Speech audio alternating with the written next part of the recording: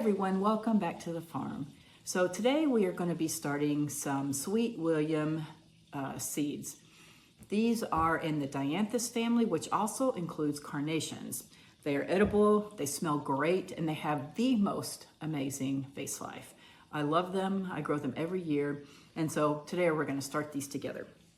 This year I have 3 varieties. I have the one that I always get, the Amazon cherry.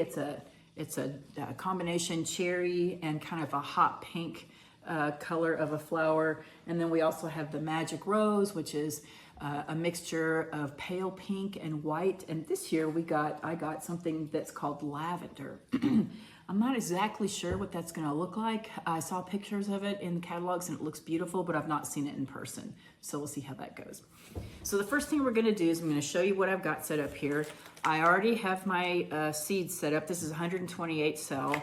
And I already put some seed starting mix in here.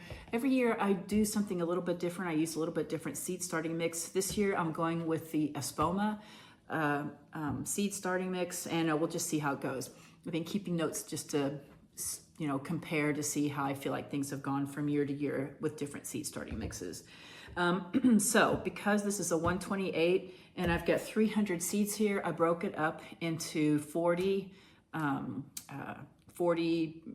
slots. So in other words, these are 8 rows, so I get to do 5 of the 8 rows, and then the last one will have 6. So we're gonna start off, let me show you this.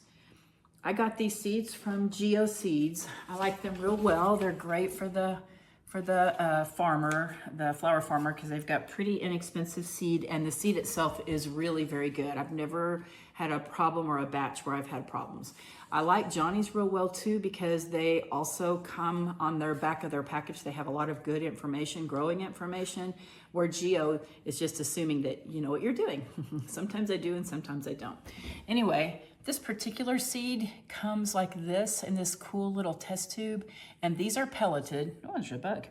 These are pelleted, which means that they've got a little soluble clay covering around the seed, which makes them easier to manipulate, easier to control in your hand or whenever you're starting the seed itself. So the first one we're going to start with is the lavender, and actually this one, since I don't know very much about this and the pictures look amazing, I'm going to go ahead and make this one be my 48 plants and not the 40. So we're gonna just remember that 1, 2, 3, 4, 5, 6 right here. So I just need to make sure that I stop here on the row as I'm going forward. So these seeds are small, but because they're pelleted, supposedly they're easier to handle. So we'll see. Anyway, the idea behind this is just to get one seed into one cell. They are pretty easy to do that with, because even though they are tiny, they really do just roll carefully, one at a time. Whoop, there's a little bit more on that one. One at a time. There we go. Into the cells. So there we go, there we go.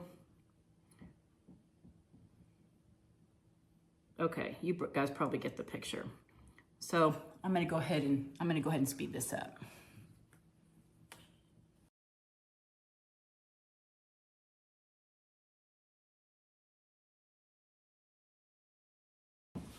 Okay, so here we are in the last one. This is that cherry and the hot pink duo, which means that there's supposedly 50% chance of you getting a cherry colored bloom and 50% chance of you getting a hot pink bloom.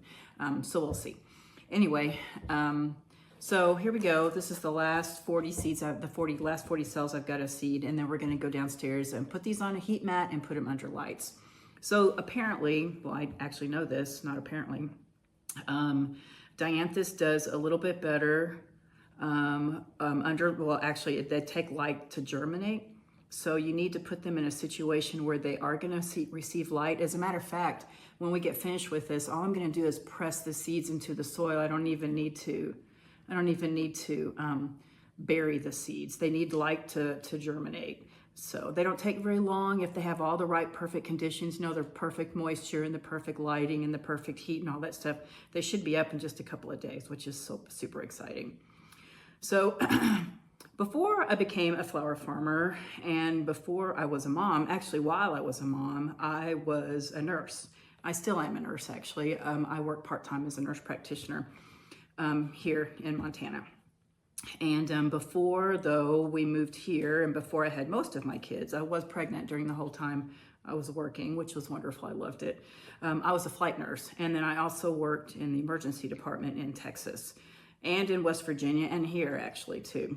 So I've got all sorts of interesting stories to tell, both mostly heartening, that, you know, kind of make you smile and give you a good feeling. Some not so fun, some not very, you know, kind of sad and kind of poignant. And then also some of them, obviously, that teach lessons, both to us as employees and as nurses and as caregivers, and then also to anybody else, you know, who might be in that same situation. A lot of drinking and driving, a lot of people just being silly, putting themselves in not so great situations. So anyway, as we go through this experiment this year, flower farming together, maybe we'll talk about some stories like that.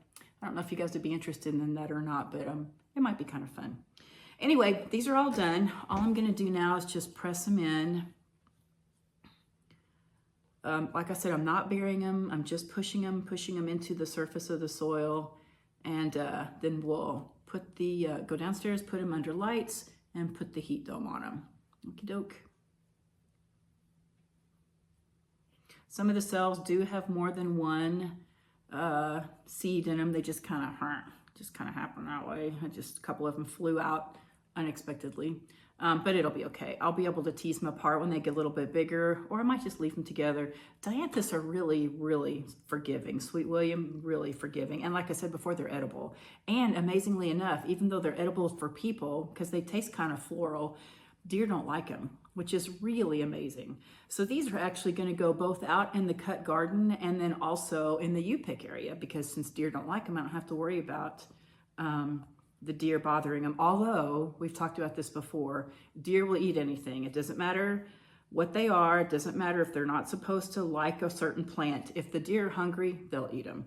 So hopefully, though, they'll be out at a time when they won't be interested in eating stuff out of the garden. They'll be more interested in eating you know, things in the landscape, like my pansies, or like my, well, they're not supposed to, I try to put things out that they're not supposed to like, so we'll see.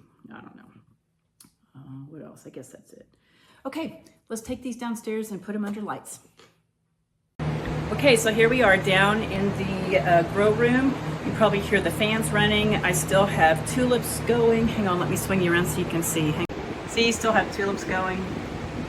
Yeah, see all these? Yeah. Anyway, I need to keep the fans on to keep the humidity down, and that's the sound you're hearing. You can see it blowing my hair. Anyway, so I'm gonna go ahead and put these, this tray on the heat mat, and then also with the humidity dome. Here we go.